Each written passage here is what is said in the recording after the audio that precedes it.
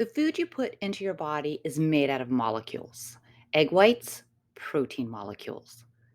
The starchy goodness of pasta noodles, that's made up of starch. And of course, my favorite is sucrose, another molecule.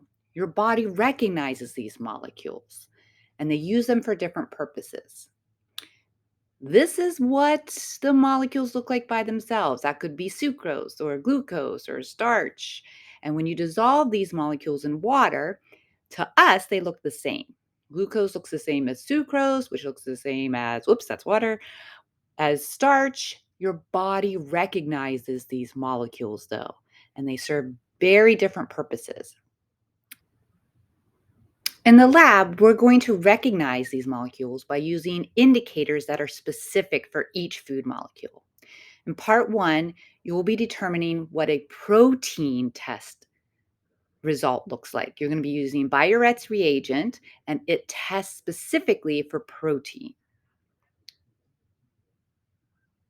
In part two, you will be testing for the presence of starch. Different indicator, iodine solution, test for the presence of starch. So these indicators can recognize various food molecules. Part one, again, is protein. Part two, again, is starch. You will set up your spot plate by placing it over top the template and then adding the tape, the labeling tape, to your spot plate so we can see what a positive control looks like, a negative control, etc.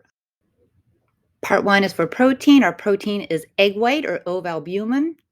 That's our protein, and we're going to put it into the positive well because we know that protein is supposed to be here, so we should get a positive result with the Biuret agent. So that goes into well one. Well two is negative, so we're going to put simply distilled water into well two because that doesn't have protein. It should have a negative result. And our experimental is sucrose. That will go in well three, and we'll just see how Biuret reacts with sucrose molecule. The indicator is Biuret reagent. Read the label, it's clearly marked. Biuret reagent will test positive with protein present. So see what those results look for: a positive protein test, a negative, and then your experimental.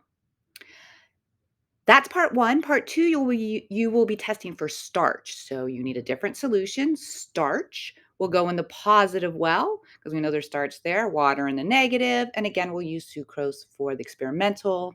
And this time you will use iodine because iodine indicates starch. So see what those test results look like because you're going to use them in future labs.